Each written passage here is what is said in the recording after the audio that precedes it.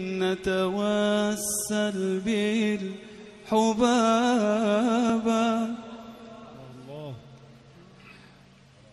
والبتول المستطابة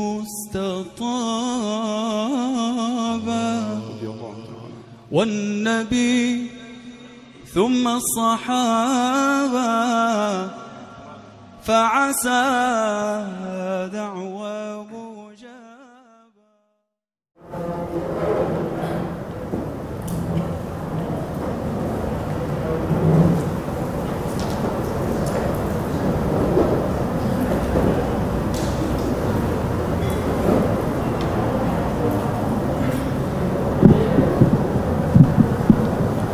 Bismillahirrahmanirrahim.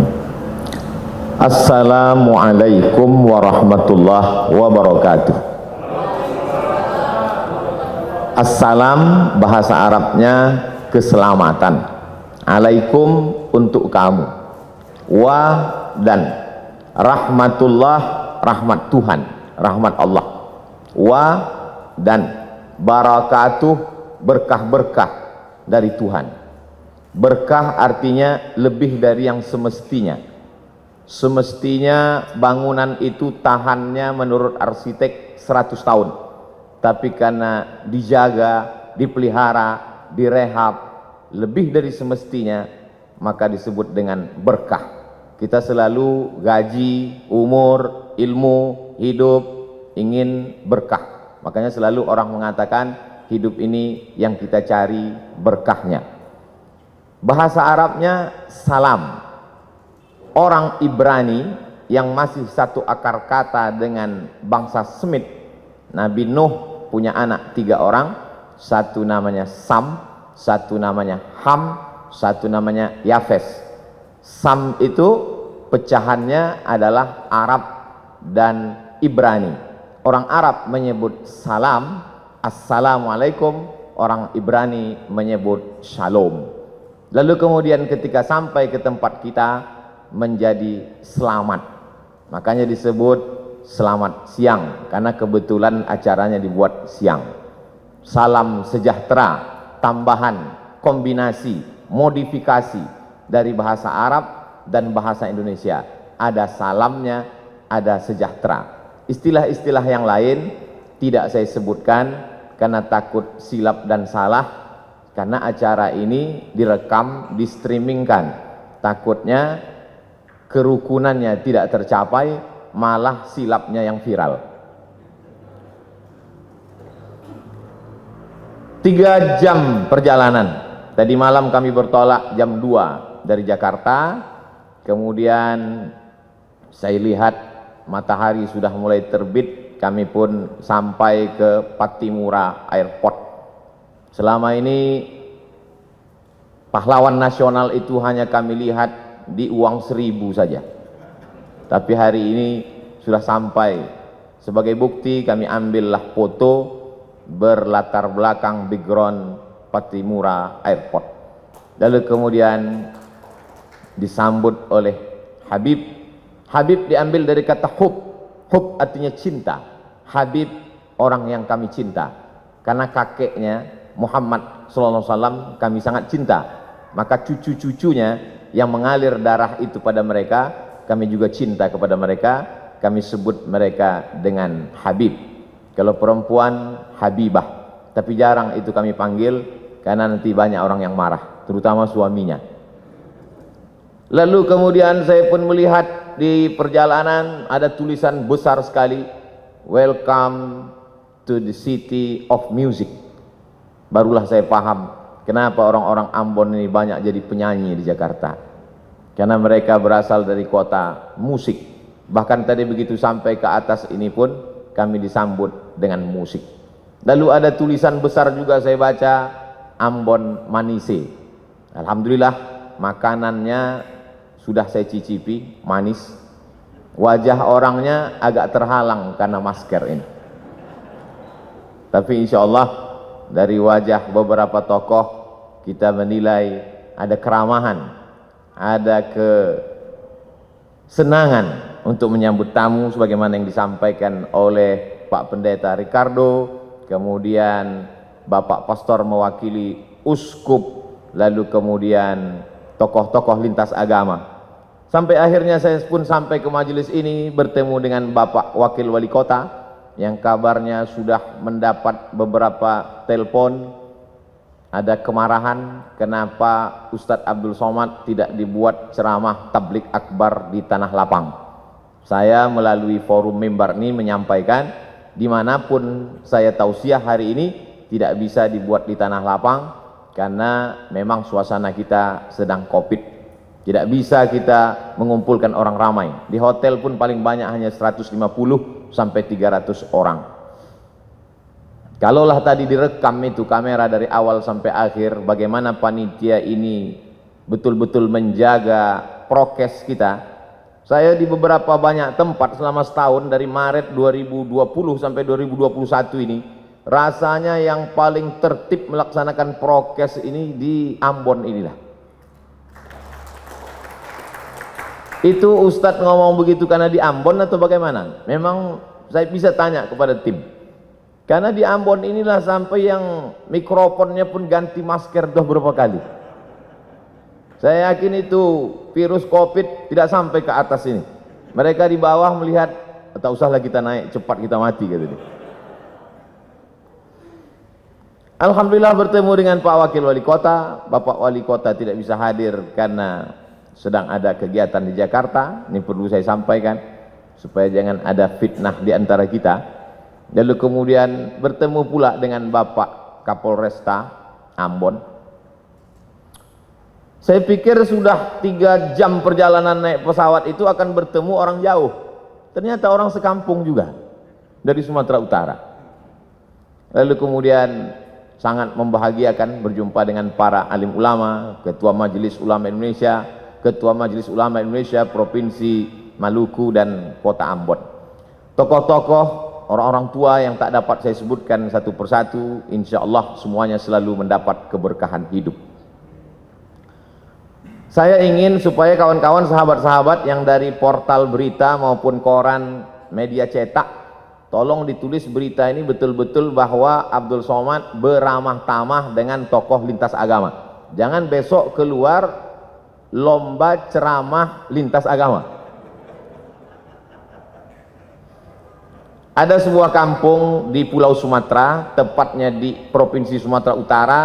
Kampung itu bernama Silau Laut, bisa ditulis di Google, Silau Laut. Dia disebut laut karena memang di tepi laut, cuman tidaklah seindah Laut Ambon. Lalu kemudian kampung itu dibuka pada tahun 1901. Jadi umurnya 120 tahun. Yang membuka kampung itu kebetulan kakek dari ibu saya, namanya Syekh Abdurrahman. Ketika dia pulang dari Makkah belajar, dia dipanggil oleh Sultan Asahan, namanya Tengku Muhammad Adil. Wahai tokoh agama Syekh Abdurrahman, aku beri engkau tanah di tepi laut itu, ambillah untuk bercocok tanam. Akhirnya kampung itu sekarang menjadi 3 kecamatan. Salahnya kakek kami itu dulu tidak mengurus tanah itu ke BPN. Kalau diurus saya udah kaya sekali sekarang. Lalu kemudian berdatanganlah para pendatang dari suku Jawa, kemudian Mandailing, dan sebagiannya saudara-saudara kita dari Batak Toba yang umumnya mereka Kristen. Akhirnya sekarang kalau mau ke kampung itu melewati satu kampung yang dihuni oleh Kristen, nama kampungnya Barisan. Kami bertetangga cukup lama, sejak saya lahir 1977. Jarang saya menyebutkan tahun kelahiran saya karena banyak yang tak percaya, disangka mereka saya masih 23 tahun. Sejak kelahiran saya sampai sekarang 43 tahun tidak pernah ada konflik. Yang Muslim, Melayu, Jawa, Banjar, ada kampung Banjar, dan kemudian yang Kristen mayoritasnya dari suku Batak Toba. Kami bertetangga, bersahabat, berkawan. Masih ingat terbayang di benak saya Pak Manurung, orang Batak Kristen yang datang ke kampung kami mengambil nira. Kami meminum nira, mereka merubah nira itu menjadi tuak, minum khas mereka. Lalu kemudian kalau orang kami memanen padi, padi itu dibawa ke kilang padi, Kilang padi itu biasanya ada di tempat suku Batak Kristen. Begitulah interaksi sosial kami. Karena memang diajarkan, wala ana abidum ma'abattum, aku tak menyembah Tuhan yang kau sembah, wala antum abiduna ma'abud, kamu pun tidak menyembah yang kami sembah, lakum dinukum waliyadin. Agamamu untukmu, agamaku untukku. Adapun untuk kemanusiaan, sosial, maka kita hidup bertetangga bersama. Saya hanya sampai kelas 2 SD saja di kampung itu. Setelah itu saya pun pindah ke ibu kota kabupaten. Di sana saya masuk SD. Di SD itu ada 2 orang yang berbeda wajahnya dengan kami. Kulitnya putih. Dulu kami menyebutnya Cina. Sekarang tak boleh sebut Cina, Tionghoa. Satu laki-laki, satu perempuan. Agamanya Buddha dan Konghucu.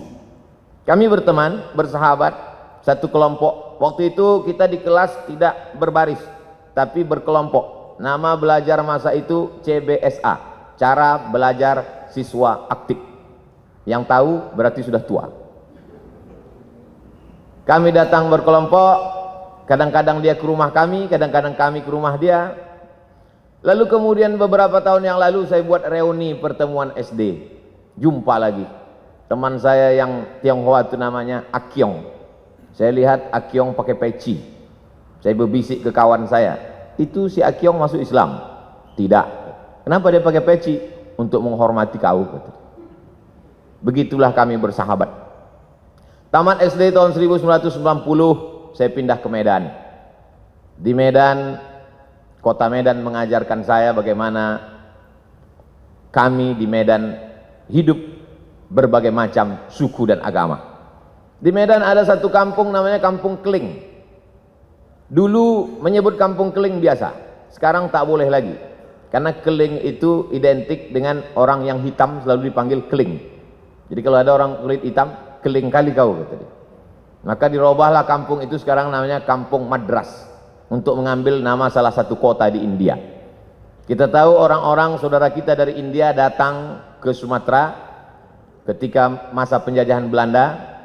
Ada yang mengambil upah, mengambil karet, lalu kemudian memetik tembakau Delhi, tanah Delhi yang sangat subur. Ada yang Muslim.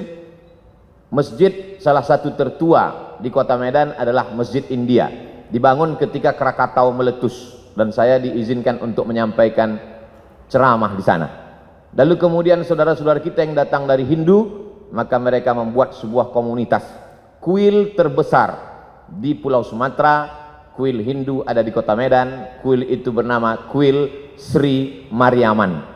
Saya pernah datang ke sana, masuk ke dalam, saya lihat ternyata di depannya ada bak. Di dalam bak itu ada air. Semua tamu yang mau datang cuci tangan, cuci kaki. Lalu saya pikir, oh ternyata berwuduk juga mereka.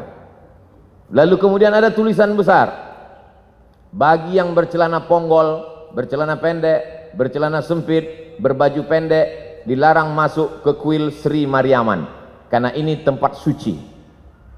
Lalu saya foto baliho itu, saya share di Facebook dan Instagram, lalu saya komen di bawah, pernahkah kita membuat tulisan seperti ini di masjid-masjid kita, supaya orang tidak lari pagi, tidak menghormati tempat suci.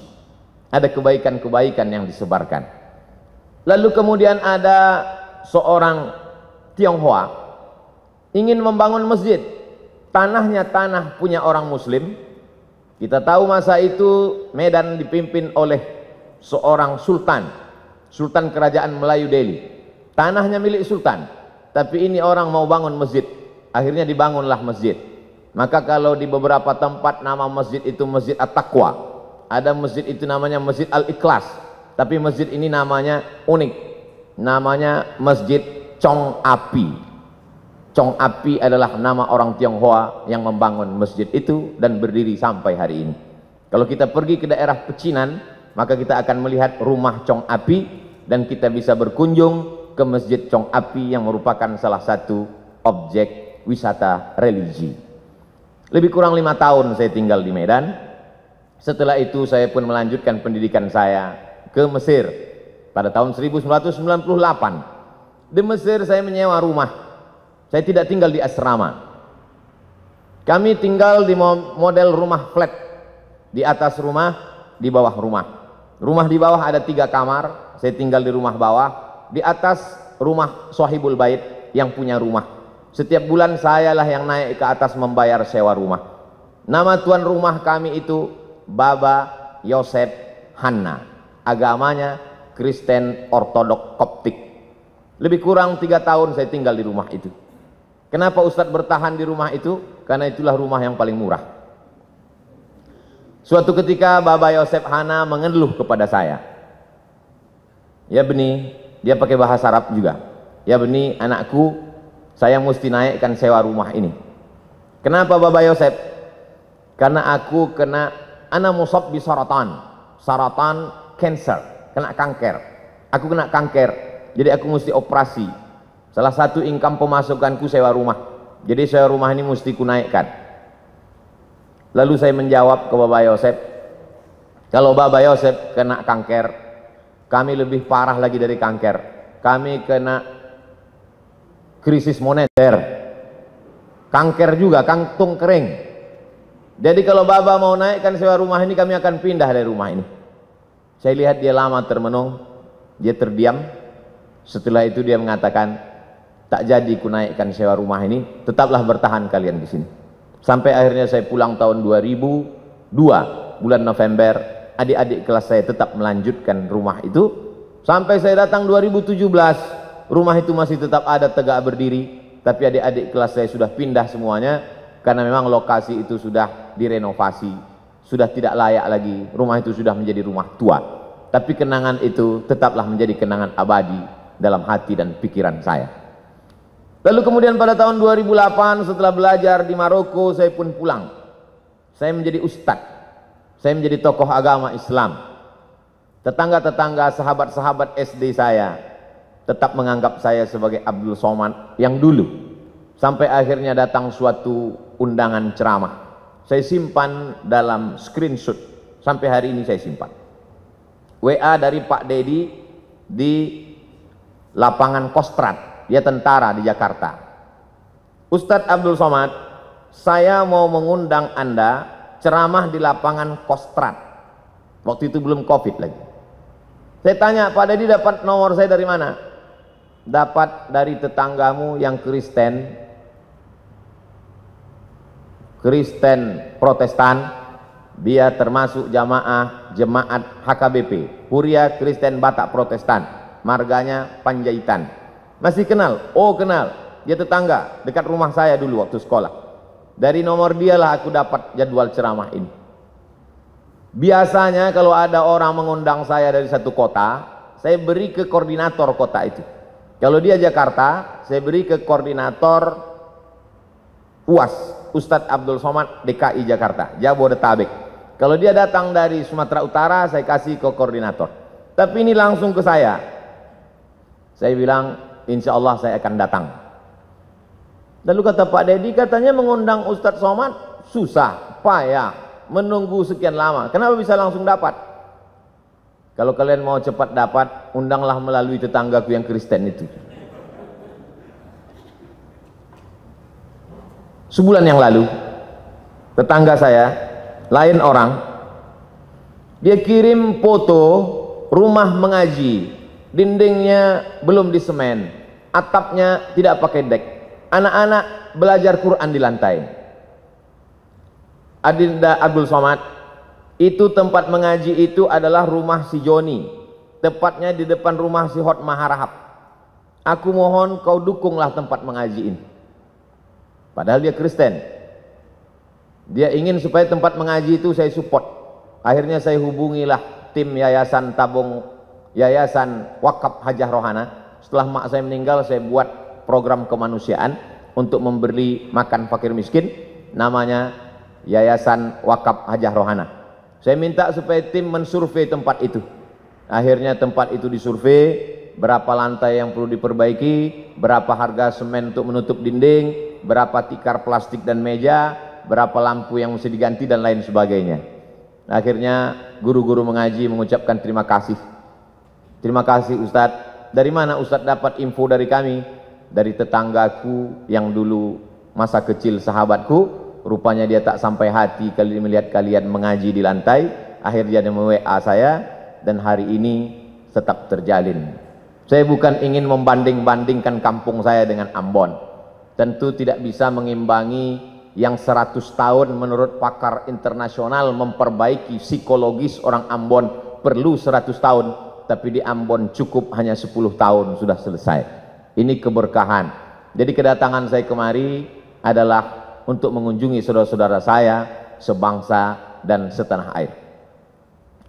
Adapun ceramah saya di masjid, di kantor, semuanya direkam melalui kamera. Dan kalau signal di hotel, di masjid itu kuat, memang biasanya di streamingkan. Pak Ricardo, Pak Pendeta Ricardo, Bapak Perwakilan Uskup, dari tokoh lintas agama Hindu, Parisada Hindu Dharma Indonesia, maka semua ceramah saya itu di streamingkan. Begitu juga dengan yang nanti malam insya Allah. Sampaikan kepada jemaat, sampaikan kepada umat bahwa ceramah Abdul Somad streaming bisa ditonton melalui channel Ustadz Abdul Somad Official. Jangan lupa subscribe, like, and share. Sekarang subscribernya 1.700.000. Viewernya sampai hari ini 91 juta orang sudah menonton video-video itu. Dan dari 91 juta itu saya yakin dan percaya ada jemaat Pak Pendeta, ada jemaat Uskup, ada jemaat Hindu Dharma, Parisada Hindu Dharma, ada jemaat saudara-saudara saya dari kalangan Buddha. Dari mana Ustadz tahu? Saya tahu itu karena setiap kali saya pergi ke mall, saya pergi ke rumah makan, dan ketika makan masker saya buka, mereka tahu itu saya, maka makan saya terganggu karena mereka minta foto. Lalu kemudian uang hasil dari penonton 91 juta itu, hasilnya ditransfer ke nomor admin, dibelikan ke beras untuk program kemanusiaan. Setiap bulan kami membagi beras untuk saudara-saudara kita yang kurang beruntung dalam hal rezeki, tapi mungkin mereka beruntung dalam kebahagiaan hati. Kita ingin berbagi sesuatu supaya mereka juga berbagi doa kepada kita. Saya kira itu saja yang dapat saya sampaikan. Saya tidak ceramah, saya tidak tausiah. Saya hanya ingin berbagi cerita tentang Abdul Somad yang ada di medsos dengan Abdul Somad yang asli dan nyata. Karena medsos ini rakyatnya tidak jelas, netizen. Kata orang, sekejam-kejamnya Ibu Tiri, lebih kejam lagi netizen. Banyak ketika kita bertemu dengan orang di medsos berbeda dengan ketika ketemu dalam kenyataan. Dan itu fakta. Ketika jamaah bertanya, bercerita ke saya sudah lama melihat Ustadz di YouTube, di televisi, baru ini berjumpa, ternyata lebih muda dari aslinya. Bertemu itu penting. Pernah kamu kenal si Anu? Pernah. Pernah berjumpa dengan dia? Belum. Berarti kamu belum kenal. Pernah kamu kenal dengan si Anu? Pernah. Pernah kamu duduk makan bersama dengan dia? Belum. Berarti kamu belum kenal. Hari ini kita bertemu, hari ini kita bersama, tinggal lagi makan. Ini semakin lama kata sambutan ini, maka semakin banyak dosa saya karena menahan nafsu makan. Saya ucapkan banyak terima kasih. Banyak kata-kata tidak berkenan di hati, menyinggung perasaan. Saya Abdul Somad, warga negara Indonesia, sama-sama manusia, sama-sama mencintai NKRI. Mohon maaf atas segala kesilapan. Terima kasih atas segala perhatian. Wassalamualaikum warahmatullahi wabarakatuh.